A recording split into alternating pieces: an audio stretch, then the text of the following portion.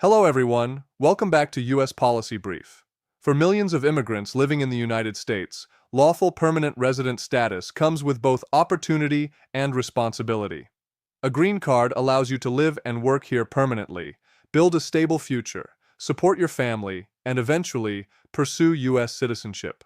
But even after you become a permanent resident, policy shifts, USCIS operational changes, and processing backlogs can still affect your daily life in very real ways. Over the last several weeks, USCIS and immigration officials have been discussing and implementing updates that directly impact lawful permanent residents, also known as LPRs. These developments are tied to how USCIS handles documentation, manages case processing, and issues proof of status while applications are pending. For green card holders, this matters because even administrative changes can affect travel plans, driver's license renewals, employment verification, and the timeline for future filings, including citizenship. In this video, I'm going to explain the major USCIS update affecting permanent residents, what it means for green card holders, and how it could shape processing timelines and future applications heading into 2026. If you want immigration updates like this delivered consistently, make sure to subscribe, hit the bell, and like the video so you don't miss the next bulletin. To understand why this update matters, it helps to step back and look at where lawful permanent residents fit in the U.S. immigration system. Permanent residents are people who have already completed one of the biggest milestones in immigration: approval through family sponsorship, employment-based pathways, humanitarian programs, or other legal categories. A green card provides long-term stability, but it also comes with important obligations that you must maintain over time. Permanent residents must keep USCIS updated with address changes, protect continuous residence, and follow immigration rules to preserve their status.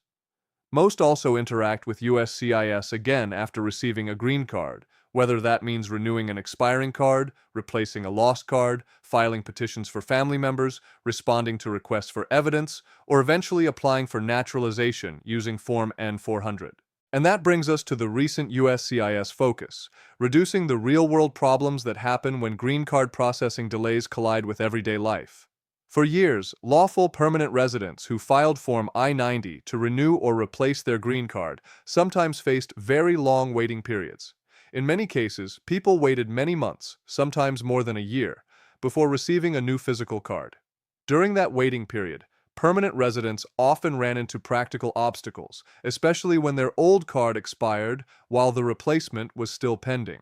Some people struggled to prove status for employment verification, driver's license renewals, or international travel.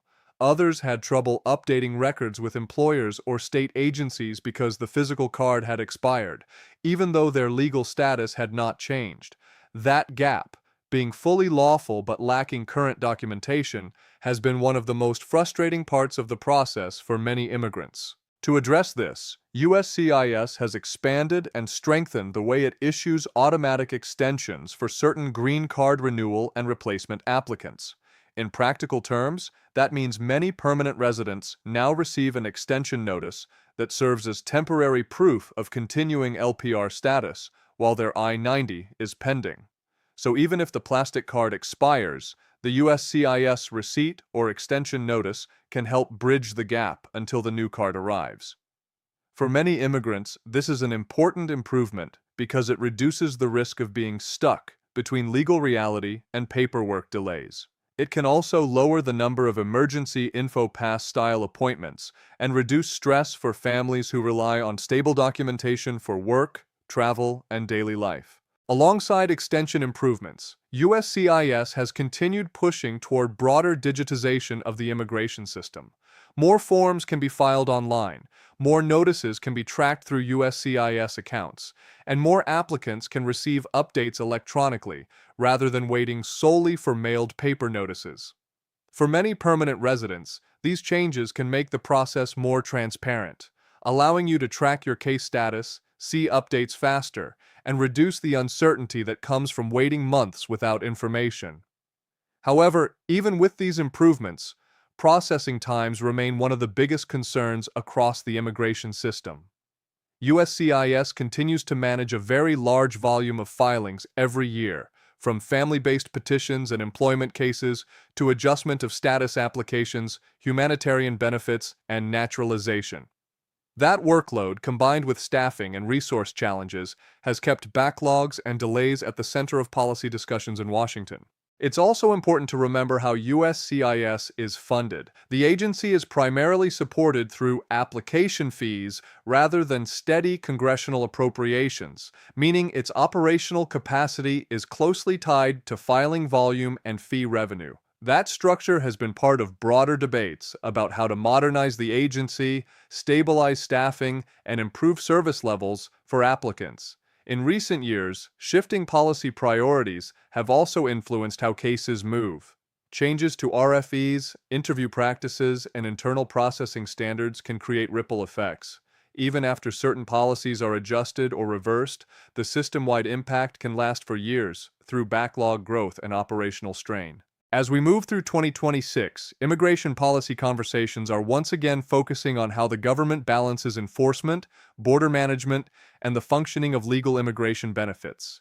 Lawful permanent residents sit at the center of that legal system. Many LPRs become U.S. citizens, start businesses, contribute to local economies, and sponsor family members. That's why even modest USCIS policy updates, like extension rules, digital case management improvements, or documentation procedures, can affect thousands of families at once. One area where this impact is especially visible is family sponsorship.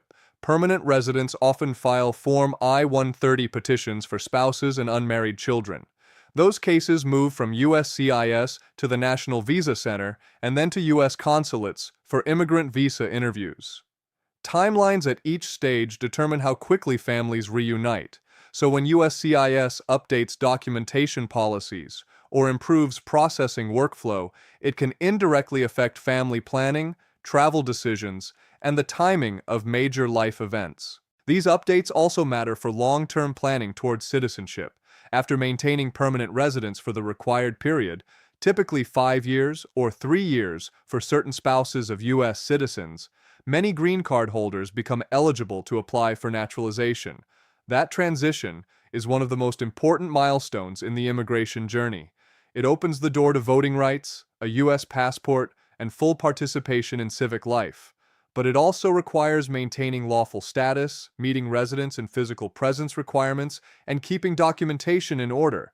So the bottom line is this: USCIS improvements to green card renewal documentation, especially expanded automatic extensions, can make everyday life easier for permanent residents while reducing the harm caused by processing delays. At the same time, broader backlogs and policy debates mean that timelines and procedures may continue to evolve, and staying informed is still essential. That's all for today's bulletin. Here at U.S. Policy Brief, we cover U.S. immigration updates and explain what they mean for your real-life decisions: forms, processing timelines, documentation rules, and long-term planning. We will continue to provide updates on visitor visas like B1, B2, work visas such as H-1B and L-1, student visas, green cards, immigrant visa categories including EB-1 through EB-5, and family-based immigration. If you haven't already, please subscribe to U.S. Policy Brief, turn on notifications, and I'll see you in the next update. If you want, tell me what you're dealing with right now: I-90 renewal, I-130 for family, N-400 citizenship, or travel plans, and I'll list the specific documents and timelines you should watch for in 2026.